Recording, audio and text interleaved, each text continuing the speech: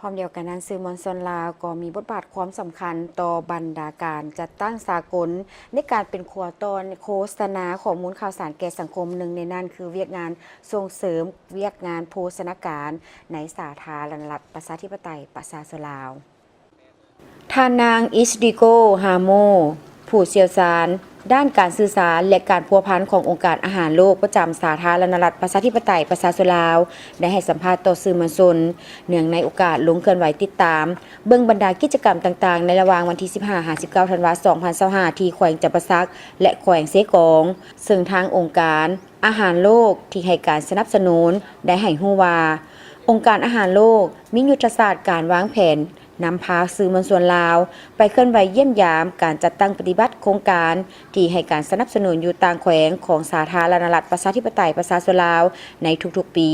เพื่อให้สื่อมวลชนได้นำเอาข้อมูลไปจัดตั้งผันขยายโฆษณาให้สังคมได้รับรู้และเข้าใจอย่างกว้างขวางเกี่ยวกับความคืบหน้าการจัดตั้งปฏิบัติตลอดระยะผ่านมาและในต่อหน้า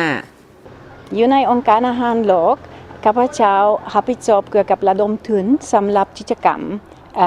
ของพวกข้าพเจ้าอยู่สปปลาวและความสำคัญของสื่อมวลชนอยู่ในเวียงงานของพวกเขาแม้นว่าเวลานักข่าวสื่อมวลชนเผยแพร่กิจกรรมและความสำคัญของเวียงงานของ WFP อยู่ในทั่วประเทศลาวประชาชนเข้าถึงความสำคัญของโภชนาการและมั่นคงด้านอาหาร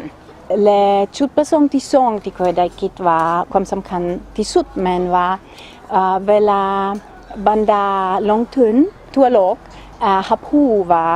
มีผลประโยชน์ใดที่องค์การอาหารโลกอยู่ในประเทศลาวก็เจ้าสิมีความมั่นใจ